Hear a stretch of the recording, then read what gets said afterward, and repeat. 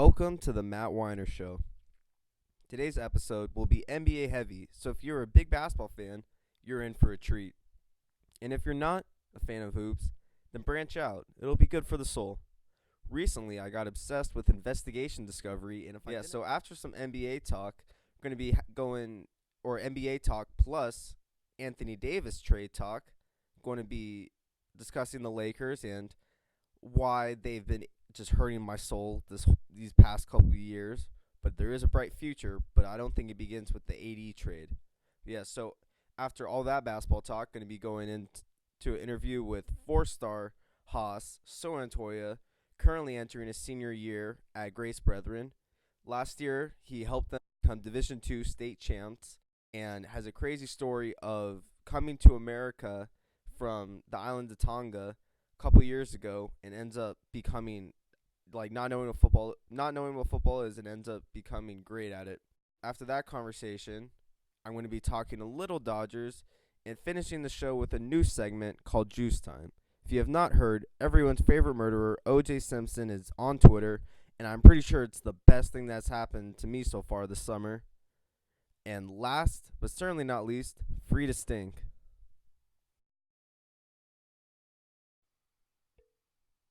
Since the Raptors did not celebrate too much during the finals, I was a little unsure on how entertaining their championship week and parade would be, especially when the star of it all was about as exciting as a piece of wheat bread.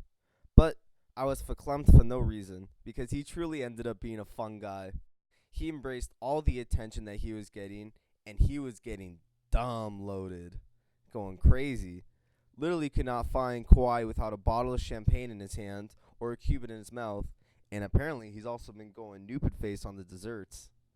So an underrated member of the all-loaded team. This team might feature some guys by the likes of J.R. Smith. He's a classic Henny drinker. Definitely Marshawn. You know Marshawn's going Nupid. Marc Gasol was my favorite Raptor from the parade. Aaron Rodgers should be terrified of that man. I'm pretty sure it took Mark less time to down a bottle of wine than for Aaron to not finish a single beer. Pussy. I am all for the beer chugging, and I hate when people or members of the media don't like it. Look, these guys have sacrificed so much to be in the position that they are. Let them enjoy the fruits of their labor. Let them have fun. Come on. Especially when there are advertisements for alcohol literally everywhere on TV. God, people are fucking weirdos. Chugging beers and bottles of wine are good for the soul when you're ballin'.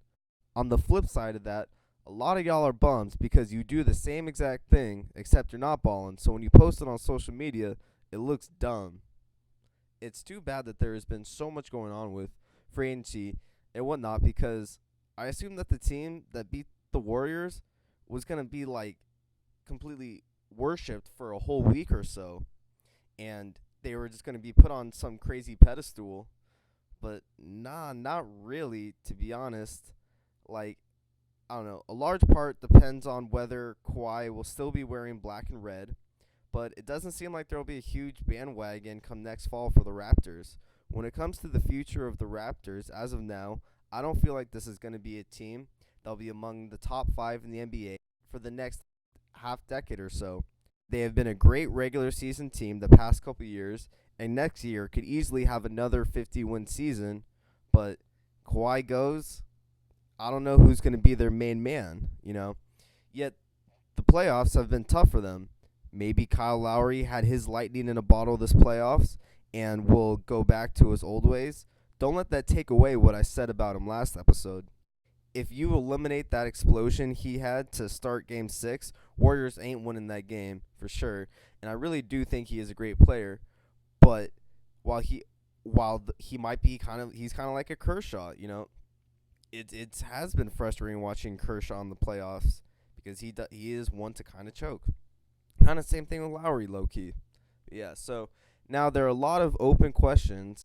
So congrats to the Raptors once again for winning the title, because now the storyline it creates for the Warriors is dope. There are a lot of open questions, especially with KD when he heads into his free agency. So the way the season has unraveled, and because of time as well, KD has no reason to give any thought about going back to Golden State. The tension between him and Draymond got released over time, but it was one of the first signs that not only KD would leave, but that the dynasty was over. It was something that we weren't expecting, because every dynasty has to kind of fall at some point. But it'll be interesting to see what happens with the Patriots next. When will their final, like, this dynasty is over time come? Hopefully sometime soon. Yeah, so who knows where he'll sign, but I do. KD's performance in the playoffs gave him a ton of security, where a team will spend dumb Uchis on him and be okay with the fact that he won't play for a large portion of the first year, and he might not possibly be the same player. I wonder if he will take more time with his injury after seeing what happened with Boogie's Achilles. It's safe to say he is leaving on a far better note than how he arrived. So KD, no doubt, might have been a big bitch for joining the Warriors at first, but throughout that time, he's been pretty unproblematic. It was kind of funny watching him go at Chris Broussard, because it's always good to see ESPN get trashed a little. Yeah. So glad to see KD is leaving on a much better note than how he got there. So another big question one has to ask is about Klay. Klay is a great player, and he definitely showed that in the finals. He was super fun to watch. Like, he just does his thing where he runs around draining threes, just those classic spot ups off the three, just on the wing, and he keeps the game exciting. When you have guys that can shoot as well as Klay, you're never really out. You're really never out of it. So just like when Titty Boy left the Players Circle to become 2 Chainz and have a super successful solo career, I think it's time for Klay to leave. It's time for the Warriors are his Players Circle. He could retire now and have better stats and accomplishments than about 90% of the people who have ever played in the NBA. So fuck it. Why not go somewhere where you could be the core piece of a team, but also help young guys out along the way, and play in an environment where there isn't so much pressure to win? Like, when you're playing in some place, I don't know, like Utah or Indiana, you never really hear about these teams, like, when they don't win a finals. Nobody's really going crazy about them. I think Klay should just find a team that's just chill. Klay's a chill dude. Just let Klay be himself, and this will not be the last time you'll hear about the Warriors. Don't be a prisoner of the moment and think that the Warriors are because they just lost to the Raptors. Now, looking at the future for the Warriors, they still are at least guaranteed to have Steph and Draymond, which is more than enough to at least get to the playoffs, I think. Looking back, JaVale was super underrated for those 2 titles they won with KD, and if they want to win another, they got to start with finding a 5 guy. So is that someone like Al Horford, who can play a 5 and also shoot threes? So there's a couple different options that they could go to, at least off free agency. Once again, I won't be a hypocrite and start going into free agency, because I'm not a big free agent guy, because it's just a bunch of hypotheticals. But words are smart. They've been able to completely go from rags to riches with the moves they've done, and they honestly won't be as bad as the Heat were after LeBron left. But the dynasty is most likely over. I don't think they're gonna win another ring, and a 4th ring for the Warriors would just end up being like a 4th Toy Story, kind of shitty. So there's the final wrap up. And now time to discuss a team that's been allergic to the playoffs, the Lakers. As someone who watched about 75% of the Lakers games this year, it was pretty tough. They were 20-14, and after a little bit of a rough start, they really got it together. The peak of the season came on December 25th, most boring day of the year for me. I mean, it's tough being a Jew on Christmas when all your friends are Christian. So shout out Christmas games for being my only form of fucking entertainment every single Christmas. Thank God for the nice shoes, the cool jerseys. It's awesome. It's like how people actually wake up feeling on Christmas, except not Jews. Anyways, that Christmas game when the Lakers came into Oracle and gave the Warriors an ass whooping was fucking dope. Except Mr. Labrizi went down with a groin injury at the end of the game. Then the injured bugs start to spread like herpes. Fast forward to January 19th from Christmas Day. Lakers are playing the Rockets and are having one hell of a game. They're up by like 25, and right before the first half is about to end, Lonzo gets hurt. He goes down with the big knee injury. Rockets end up coming back from those 25 points and winning it in overtime. And if anyone remembers the SpongeBob episode when Patrick has his head like shoved inside the trumpet by Sandy and is walking back inside the room, and he goes, "Whoever has the white sedan, you left your lights on." Dun dun dun. Well, that final was the rest of the season. It was horrible. Ingram ends up going down, and when LeBron comes back, he isn't closing out on defense and looked rough. It was I don't want to say pathetic, but those games where it's like, okay, you have to beat the Grizzlies to stay in playoff contention. Okay, they lose that. It's like you have to beat the Suns to be in playoff contention, and then they lose that. It was horrible. So while the Lakers ship is kind of sinking, like 3/4 or whenever the trade deadline is, whenever the shit goes down with AD, it was obvious that this ruined the whole season. I mean, in my opinion, I think this is what really set everything off and was the difference in that last 10-15% where they just couldn't get anything going. So when LeBron tries to orchestrate the whole AD trade, it pretty much soiled the season, and big surprise, team chemistry went down the drain. When the trade finally falls through this past week, it was very evident that what LeBron wants, LeBron gets.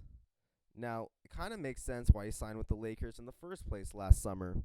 He had a bunch of interest from other teams. I mean, me personally, I thought that he was going to go to the 76ers, but it really now it kind of makes sense, and it makes the LeBron narrative even greater. I don't know if it will make him greater as a player and his career, but at least the character it builds on him makes him much more entertaining. So I firmly believe that LeBron came to the Lakers, and one of the big reasons why he came to the Lakers was so that he could have a huge role in executive decision to make it LeBron's team. So running with that theory, this AD trade makes a lot of sense. LeBron has pretty much sacrificed the future of the Lakers. LeBron needed his second superstar, and who knows if he's going to get a third one, but he's going to do everything to get that while he's on the team. It's one thing for them to trade a guy like Ingram and Zoe, but like to also throw in Hart and 3 draft picks. I don't need to explain how important draft picks are to an NBA team, but that has been one of the Lakers' biggest problems the past 6-7 years. Since 2012, the Lakers have had 12 draft picks. Only one is still currently on the team. Shout out my brother Mo. Not all of these Bucks have been bad players after the Lakers. D'Lo and Julius Randle balled this year. Like, my pick for the most improved player. Julius Randle had an outstanding season for the Pelicans, and when he played the Lakers, he looked pretty solid. The Lakers historically have not been a team to draft well, and are usually relying on free agents or trade to get the guys that have helped them win those big championships. But maybe it's time to change that. There hasn't been one single move by the front office the past couple of years that has gone well. Trust. Literally nothing has gone well. I love the Lakers, but the losing has got to stop. Like, I love the Lakers so much that I have supported them through the Dwight Howard and Kobe debacle, the Steve Nash trade, and watching him literally do nothing for the Lakers, D'Lo snitching on Swaggy, yeah, shout out Iggy, Timothy Mozgov deal, where that pretty much put the Lakers light years behind everybody else, just fucking dumping money like no tomorrow, and and through all that, let's not forget that it's been 6 consecutive seasons of not making the playoffs.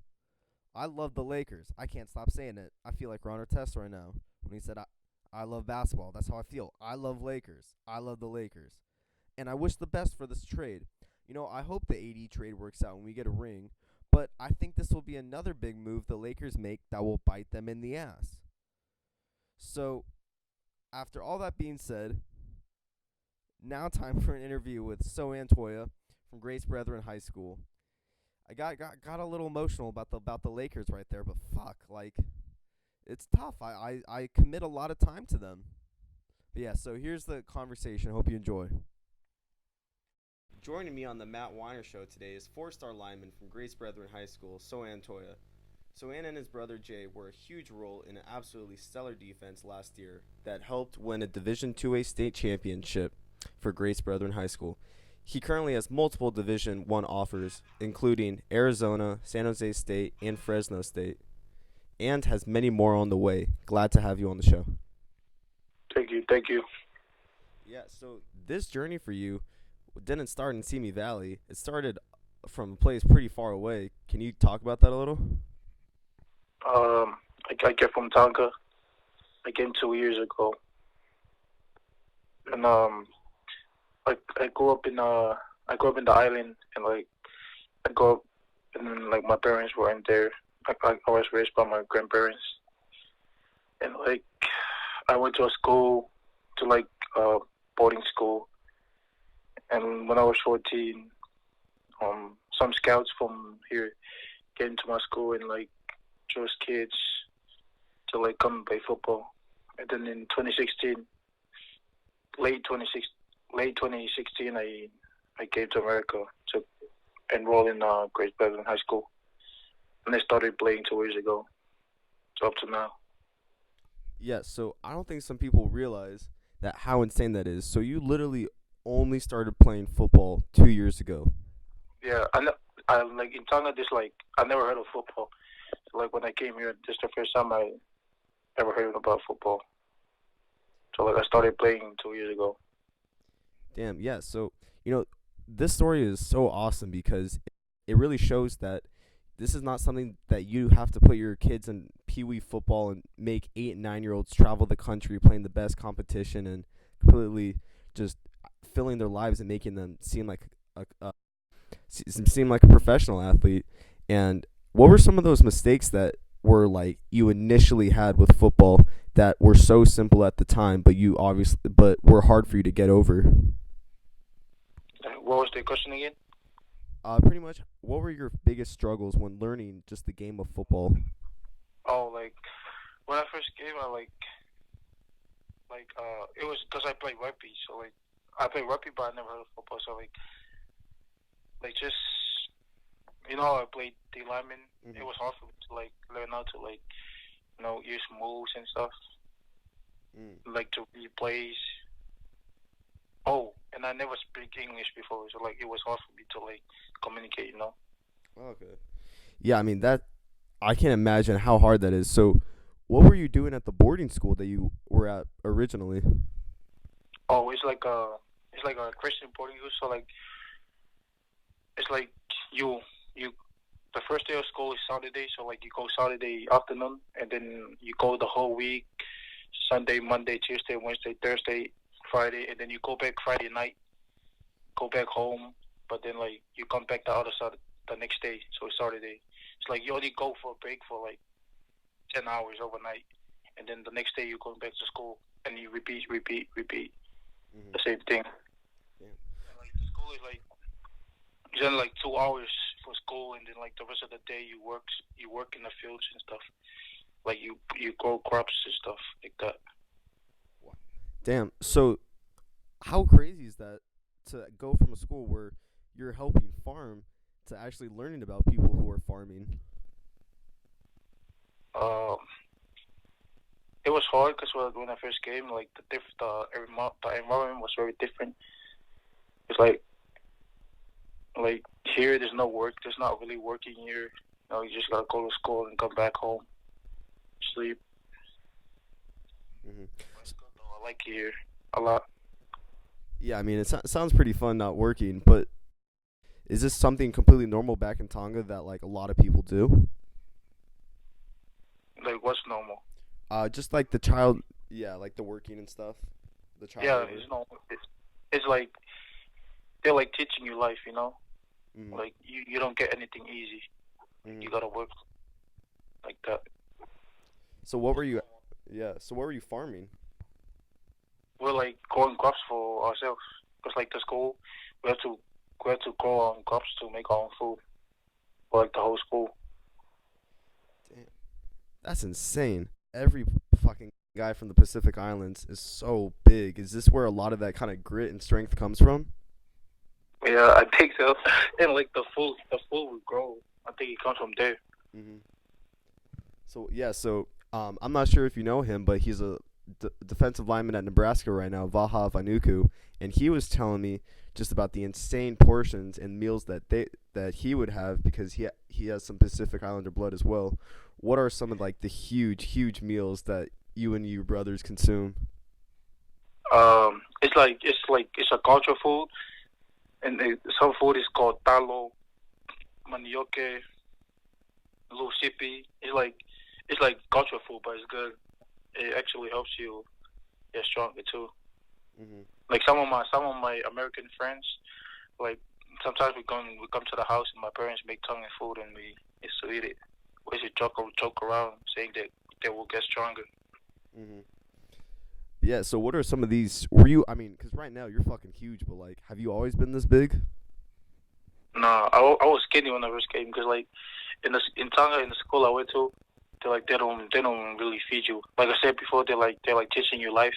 So like they sometimes starve you and like make you work. So like they're not really giving you food. I was skinny when I first came. Damn. A So year ago I was skinny. so how much weight did you get? So how much weight did you actually gain? Like I think 80 pounds. 80. And so this is from so is this like age 16 when you start gaining weight till now? Yeah. So like late 2016, so like November, December, and then early 2017 up to now. Hmm. Are you aware of like other guys who have come to the states from a foreign country and had no idea what football was but ended up balling out just like you? Oh yeah, you know Stanley Tuffo. Yeah, he's at USC, right? Yeah, we came from the same school in the same country. That's my cousin. Damn. So who are, you know what's the part I love about sports or one of the parts I love about sports the most is like the family aspect and just how guys will have family from all over the place like be in the NFL. So who are some of your either really close friends or family connections that are playing ball right now besides of course your brother Jay? Oh, Jay Stanley. Uh, you know, I have like couple friends. They would play football. They came from Australia. They came from Australia last year. Mm. So what was that like their journey? They're getting into it. We're helping them get better at football. So I mean, so for you in football, is this kind of constant grind day in day out?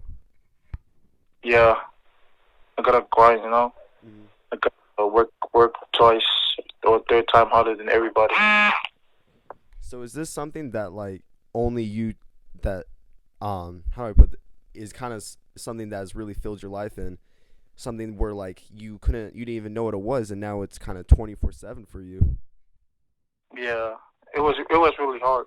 Hmm. I never thought I was gonna be able to play football. And like at first, I was thinking that it was so hard. You know, Hmm. like I would never know how to learn the plays. But then now I look at it, and then now I look at it like I feel like I've been playing this game for a long time. Yeah.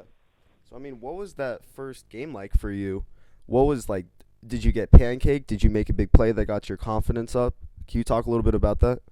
Oh, my first game, Yeah. the pads was too heavy. Like cause like you know how play rugby, we don't Hmm. wear pads. Yeah. Yeah, I was comfortable at first. Hmm. Like the first year, I was uncomfortable wearing pads. Hmm. But I never got pancake though. Nah. So, but I mean, so the having rugby as your base like really put you like I would just say a lot ahead, more ahead than somebody who is playing baseball or basketball or soccer. Yeah. Like When I first my first game, or like the first year I played football, Mhm. I didn't I didn't have any technique. All I did was bull rush, because I played D line. Mhm. So all I did was bull rush, and then like last year I started like getting into learning using my hands and stuff. Mhm. So how long did it take for you to go from somebody who nobody ever heard of, didn't speak English, didn't know what football was, to start getting recruited?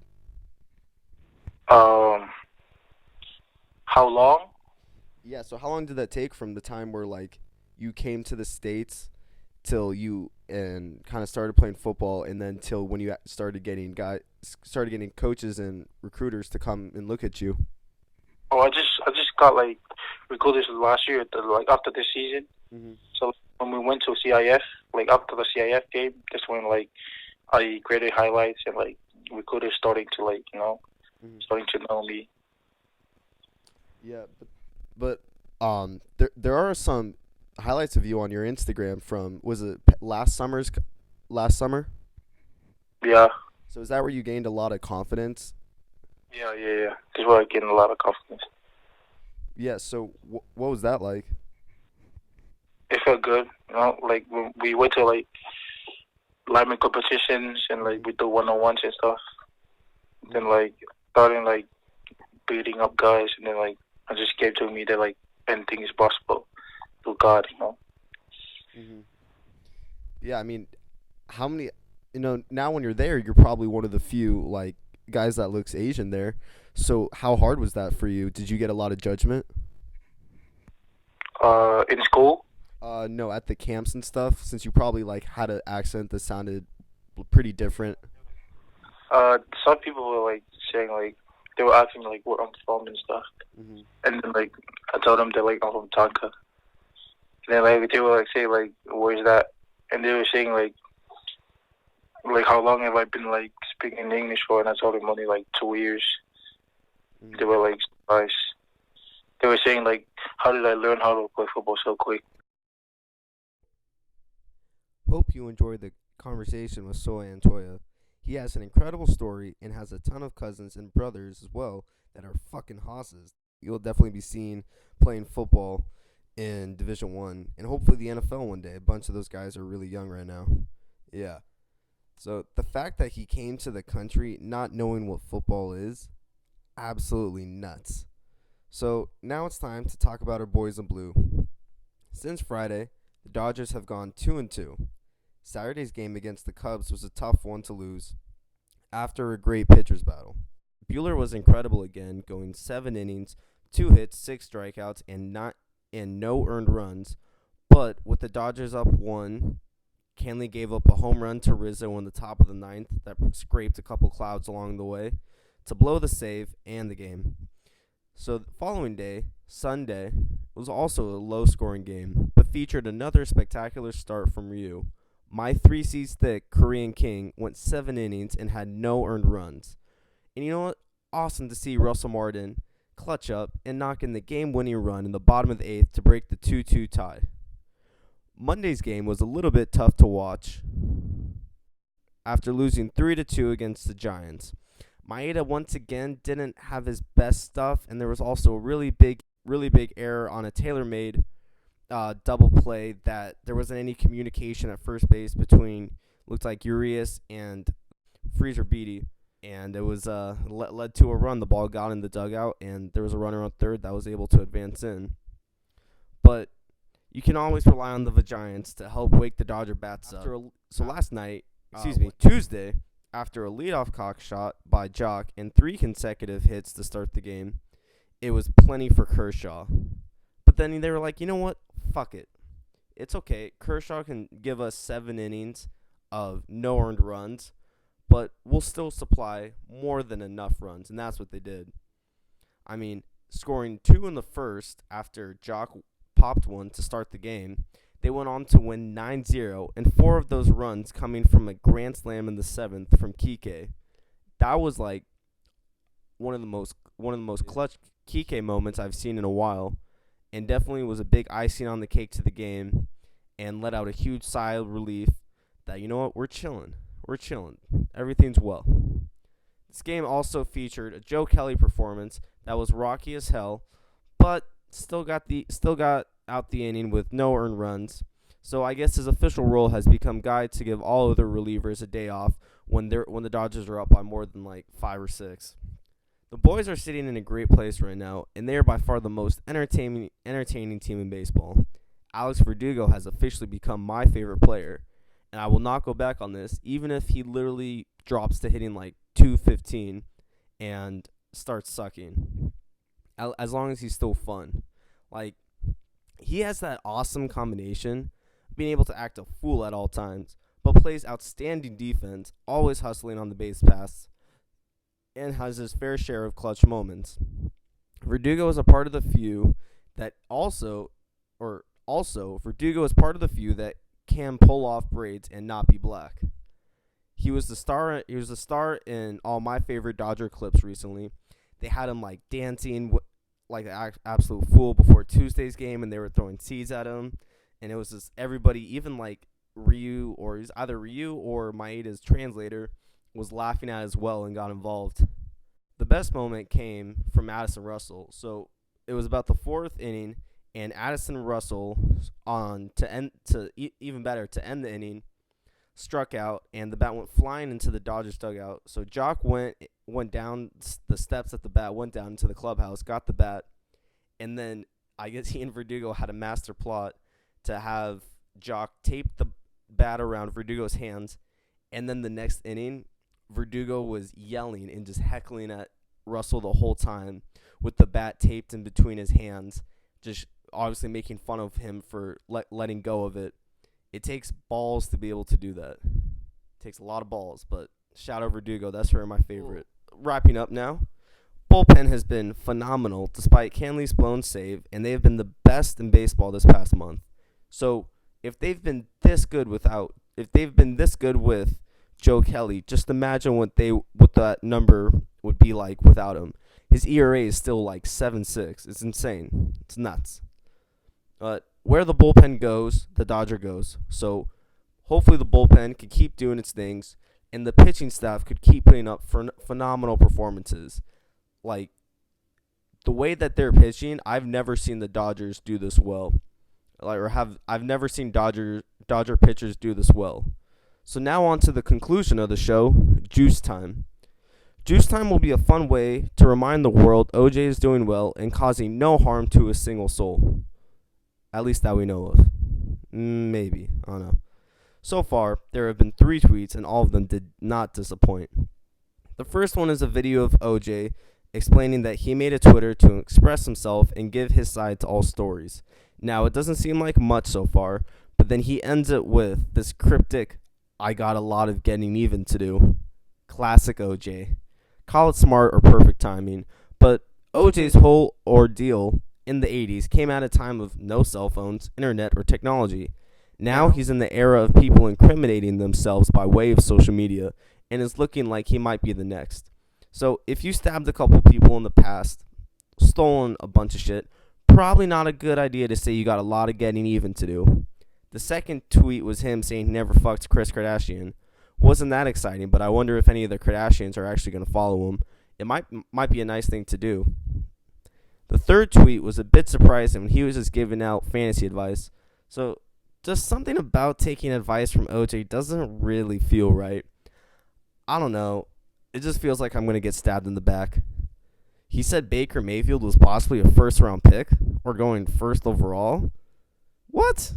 Are you kidding me? Look, if you play fantasy football and you draft Baker Mayfield, just know that you might be the dumbest human in the world. I love Baker. He is another guy that knows how to have fun, and finally a white QB that can dance and is really cool among football Twitter. But to have him drafted in the first round, that's a neckable offense. Yeah, you can get the strap, OJ. So who knows the next thing OJ will tweet, because hopefully he tweets something, and if he doesn't tweet something, this segment won't exist. So shout out OJ, shout out Soane Toia, shout out the Lakers, not really shout out LeBron and AD, shout out the Dodgers. So That's number 2. That's episode number 2 in the books for the Matt Weiner Show. Thank you.